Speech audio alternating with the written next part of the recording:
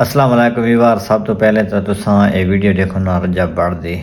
तो अजकल रजब बढ़ दी जिंदगी के जेरे हालात चलते पैन तकरीबन थोड़ा ऑलरेडी वही पता हो सी।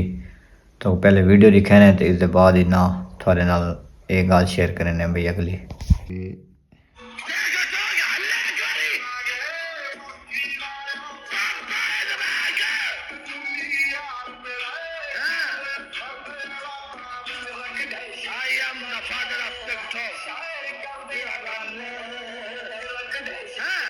रजब बढ़ दी वीडियो ॾिठी है ते मिस्टर पतलू दी वीडियो ॾिठी है। जिस टाइम रजब बढ़ दे नाल एक फैन वीडियो बनाना आंदा ना रजब बढ़ बिल्कुल साइड ते कोई धिक्का दिंदा है। क्यों वजह तू मेरे इस मकाम तक नहीं हाले पहुँच सकता क्योंकि असा इन हाल लोगों की वजह तो फेम हासिल करने हैं।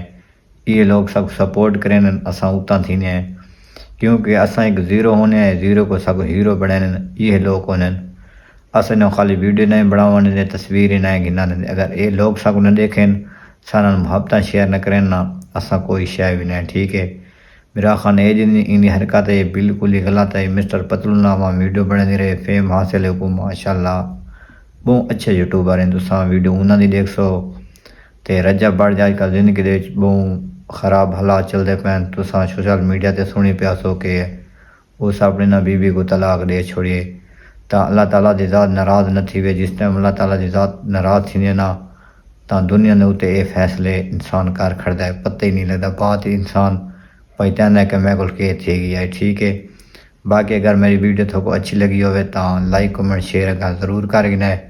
बाकी शुक्रिया।